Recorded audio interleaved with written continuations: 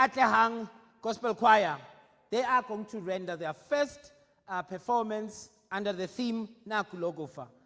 Right after that, they will go to their second song, whereby, audience, you are more than welcome to dance, but do not make noise. Do not remove that mask. Conductor, over to you.